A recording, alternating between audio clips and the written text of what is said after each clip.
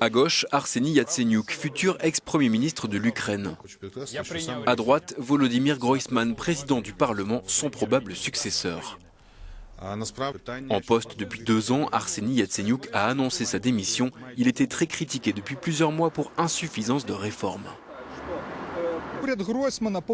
Le gouvernement de Groysman, en premier lieu, devra se concentrer sur le développement économique et trouver des leviers de croissance. Il faudra aussi qu'il concentre ses efforts sur la politique sociale. Pour y parvenir, Groysman devra trouver l'équilibre entre les exigences du FMI et le besoin de stabilité sociale.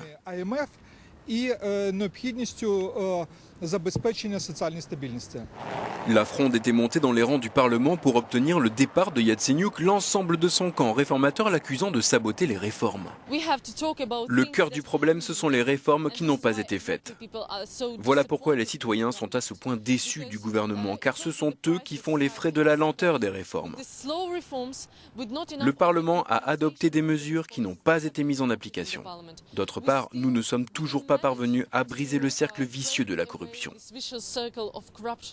La corruption, voilà l'autre raison du départ de Yatsenyuk, même si chacun souhaite expliquer son départ pour de pures raisons économiques. Je pense que l'accent doit être mis sur le processus de réforme. L'Ukraine doit suivre les recommandations du FMI et se concentrer sur les privatisations, car le pays a beaucoup d'atouts. Cela pourrait potentiellement apporter des milliards de dollars de nouveaux investissements. Jeu de chaises musicales ou jeu de dupes, l'ancien Premier ministre, son successeur et le président font partie des mêmes cercles.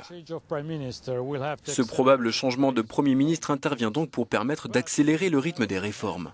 Mais il ne doit pas donner l'impression qu'il intervient pour d'autres raisons moins avouables. Sergio Cantone, Euronews, Kiev.